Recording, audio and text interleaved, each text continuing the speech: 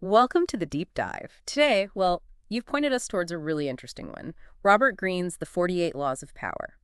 It's definitely a book that sparks debate. It really does. Whether you see it as like a practical manual or just a fascinating historical commentary, it makes you think. Absolutely. And our mission for this session, based on your request, is to zero in on 5 specific laws from the book. Right. We're going to break each one down, the core idea, Green's historical examples, the do's and don'ts he lays out, and some practical takeaways. Think of it as, well, a focused tour through these particular power strategies. Okay, sounds good.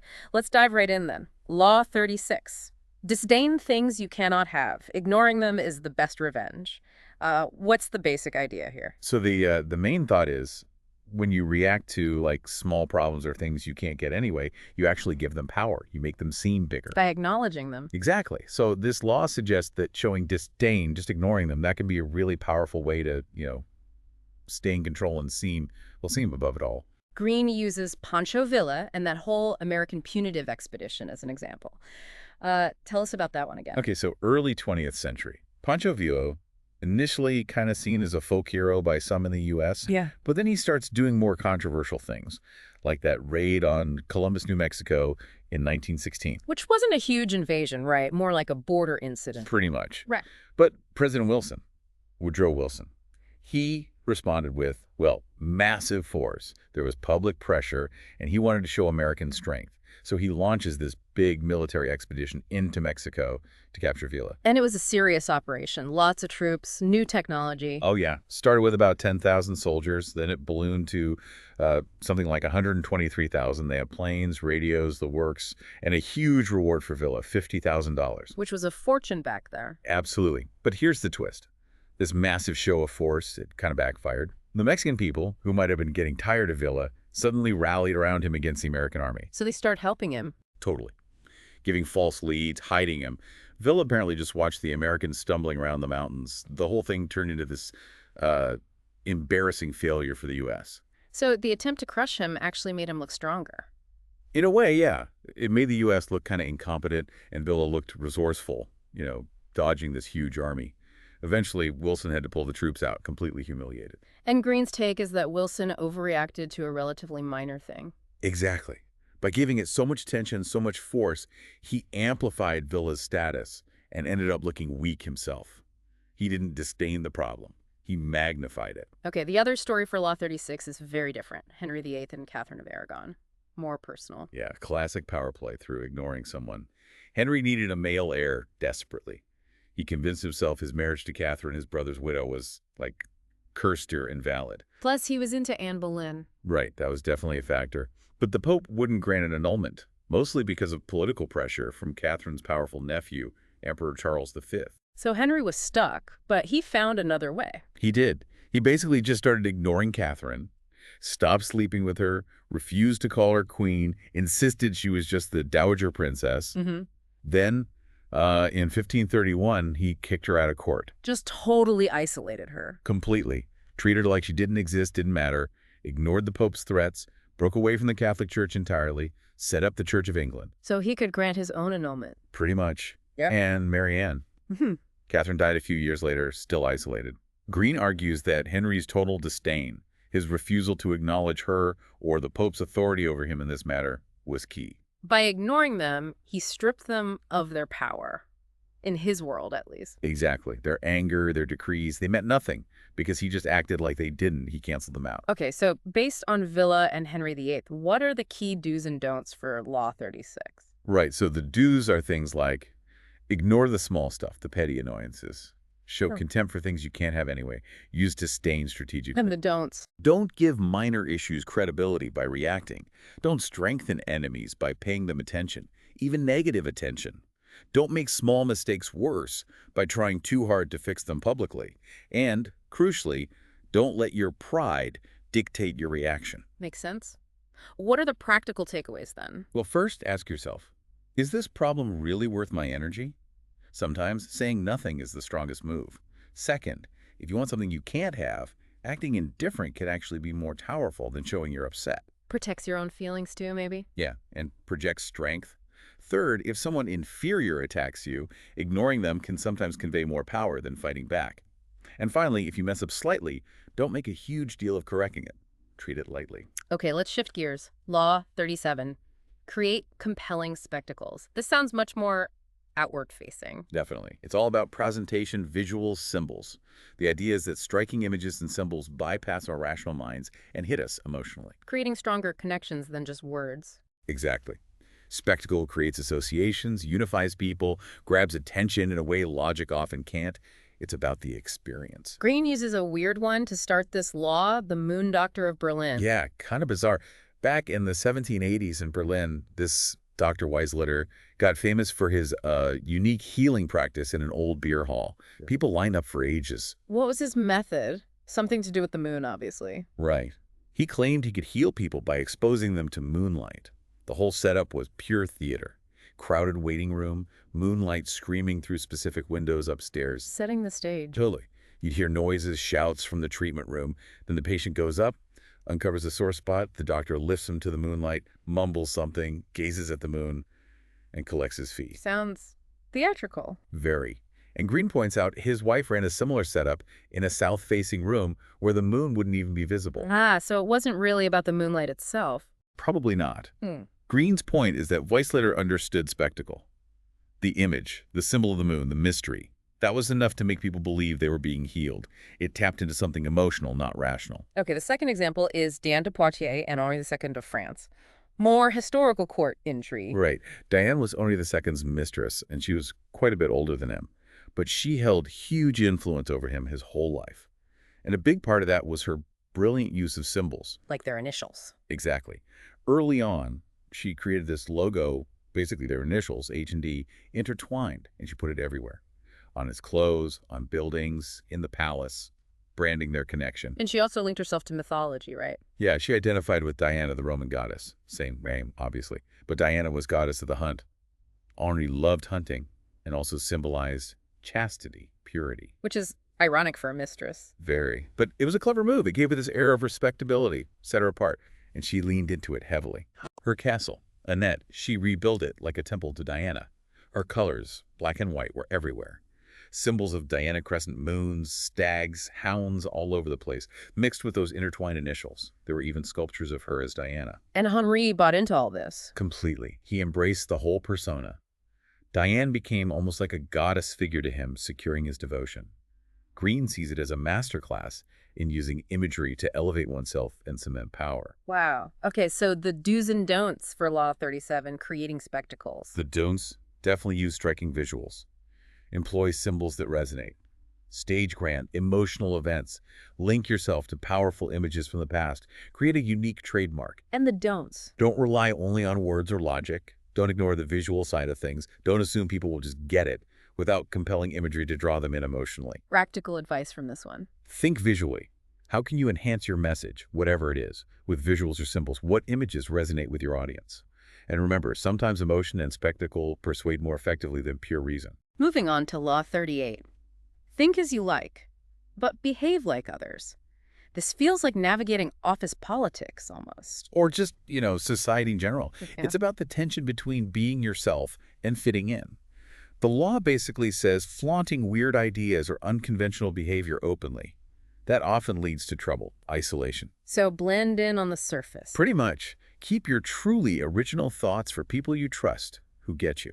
Outwardly, conform enough not to attract negative attention. Greene uses the example of Pausanias, the Spartan leader who got a bit too into Persian culture. Yeah, Pausanias. He's a big hero initially, beat the Persians, but then he spent time around them and really started to admire their lifestyle, started dressing like them, living luxuriously. Which wouldn't go down well in Sparta. Not at all. Spartans valued simplicity, discipline. He started openly dissing the Greek way of life, insulting his own soldiers. People got suspicious. Thought he was maybe plotting with the Persians. Exactly. Rumors started flying. He got recalled to Sparta, but he kept up the Persian act. Then he went off on his own, trying to carve out a kingdom with Persian help. So he was openly defying Spartan norms. Massively. Yeah. Eventually, they found proof he was communicating treasonously with Xerxes, the Persian king. He fled to a temple, but they trapped him inside and, well, he starved to death. Grim.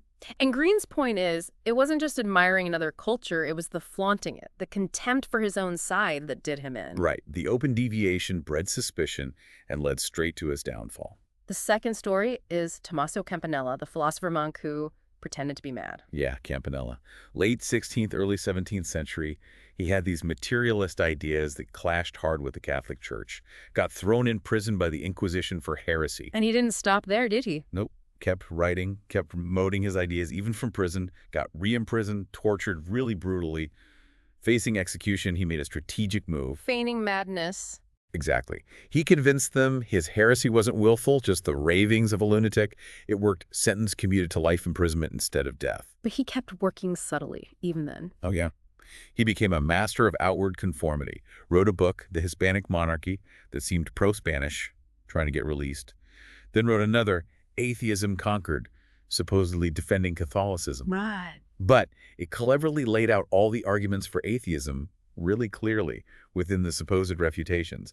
So he was still subtly spreading the ideas he believed in. Wow.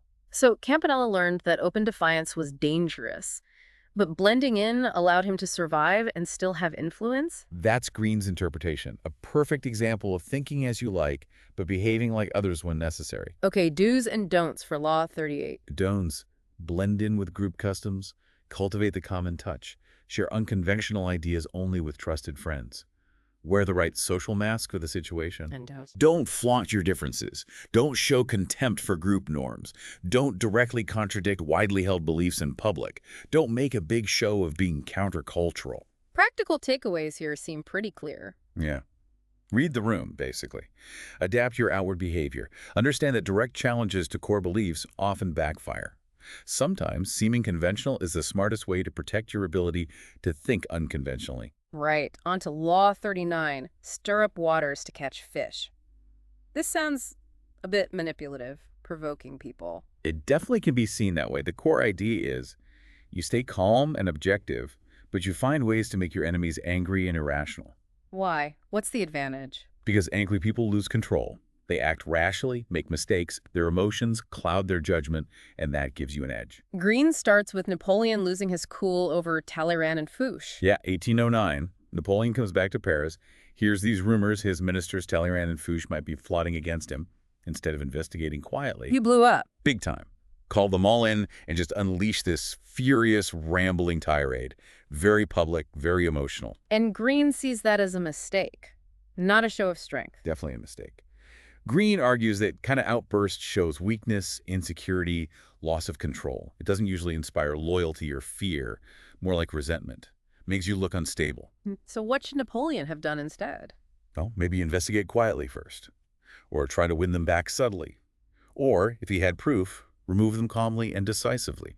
Show power through control, not rage. A public tantrum just undermined his image. Okay, the counterexample is Haile Selassie dealing with Ras Gugsa in Ethiopia. Much more calculated. Absolutely. A masterclass in stirring the waters strategically. Selassie wanted to consolidate power, become emperor.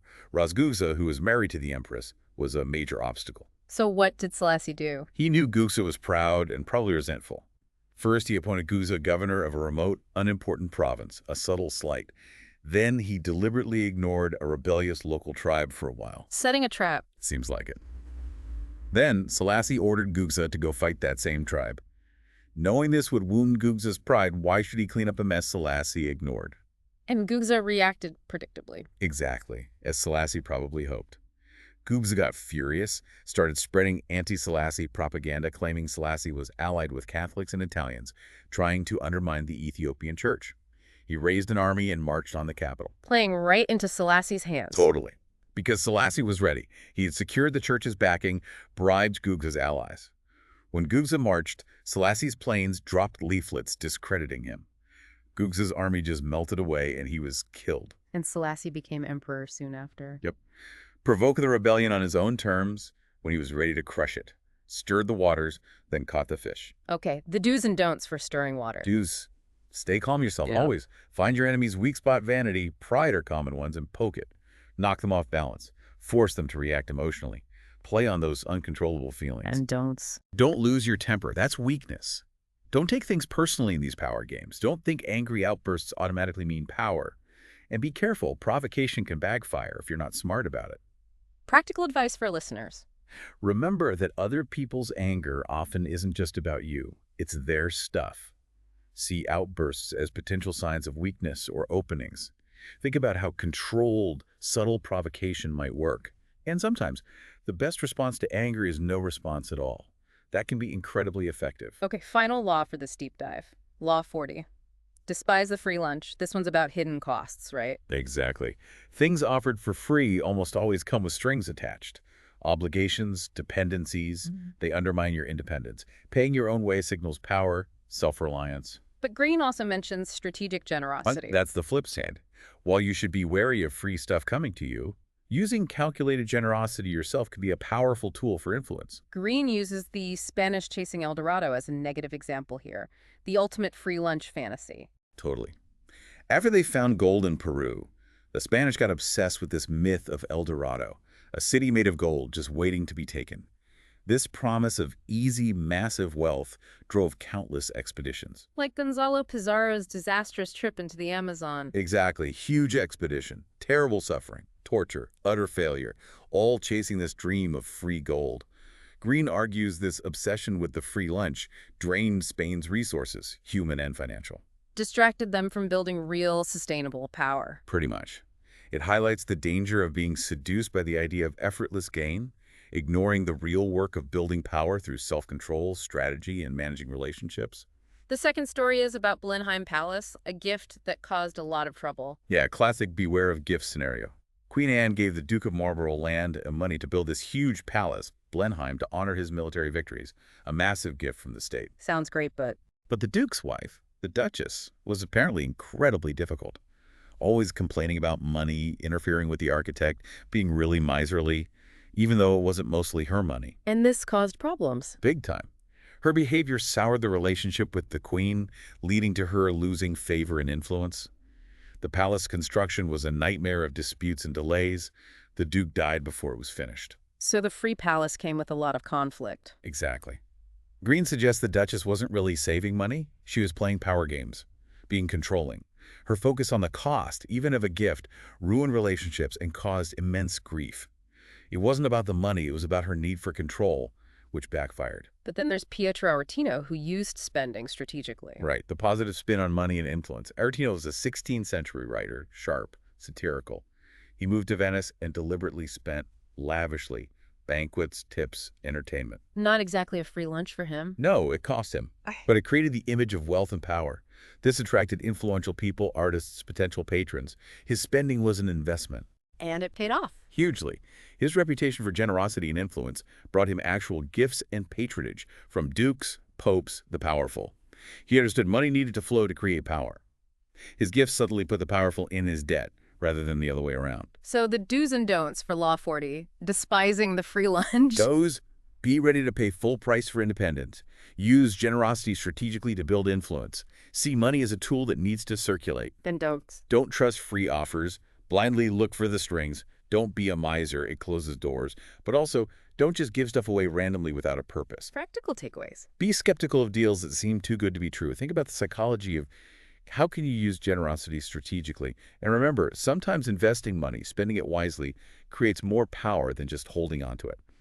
So yeah, that wraps up our look at these 5 specific laws from the 48 Laws of Power.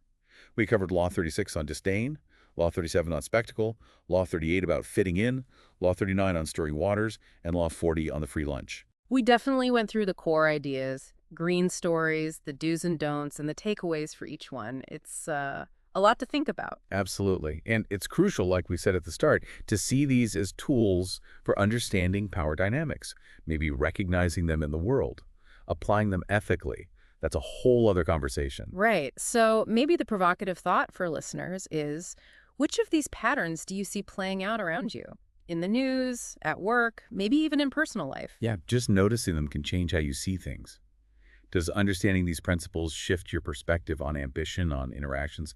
Maybe encourages you to look into the other 43 laws. Well, we have definitely covered these 5 laws thoroughly, hitting all the points requested in our deep dive today. Thanks for joining us as we unpack these complex and sometimes controversial ideas.